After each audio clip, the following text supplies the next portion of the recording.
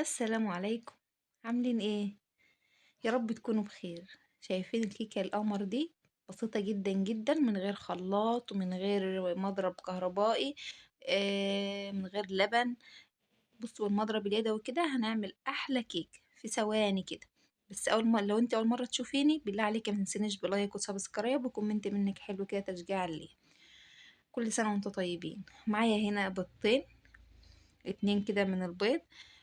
ومعايا دول اتنين ظرفين فانيليا برضو.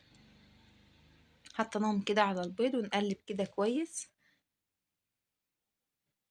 نقلب كده البيض مع الفانيليا كده كويس لحد ما يعني نحس ان البياض اندمج مع الصفار كده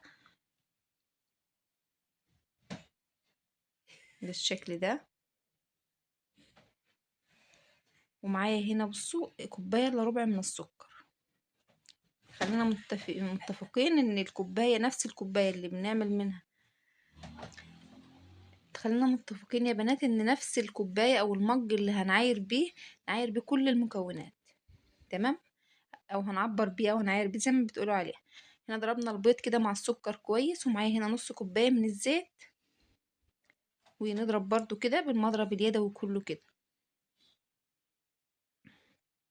نضرب كده كويس زي ما انتوا شايفين كده لحد ما كل المكونات تندمج مع بعضها كده. سهلة وبسيطة جدا جدا. معايا هنا كوباية من عصير البرتقال او الفروتي او اللي هو التانج اللي بيبقى يعني في المحلات ده. اي حاجة بقى، عصير برتقال، عصير من هو التانج ده، اي حاجة. نحط كده كوباية ونضربها كده. هنا السكر بقى بيدوب تماما بقى. تمام. وهننزل هنا بقى بالايه، بكوبايتين كده من الدقيق. انا نخلهم قبل كده وهنخلهم تاني برضو.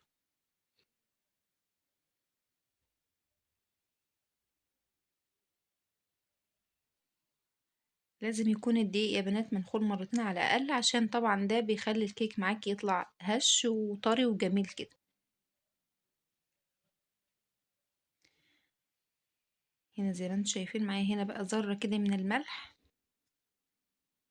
ذرة من الملح كده عشان تعادل الطعم. ومعايا هنا بقى ايه، كيس بيكنج باودر او معلقة بيكنج باودر كده، ما تعادل يعني 17 جرام.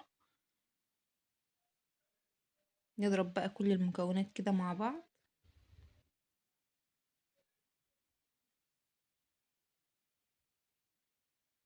هنا بصوا انا على فكرة يعني انا ايه، آه هما دول كوبايتين، انا كنت نخلاهم كوبايتين ونص.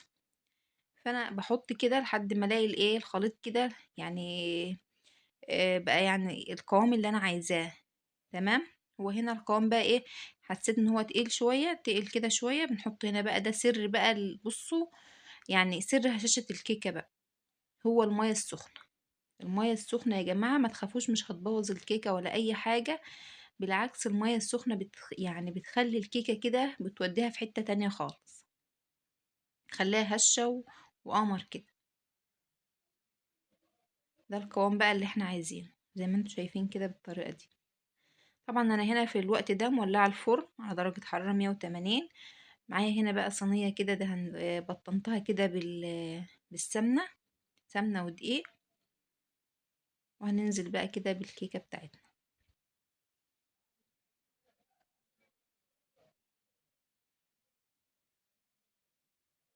هنا هجيب بس الاسباتيولا دي ايه انزل بيها.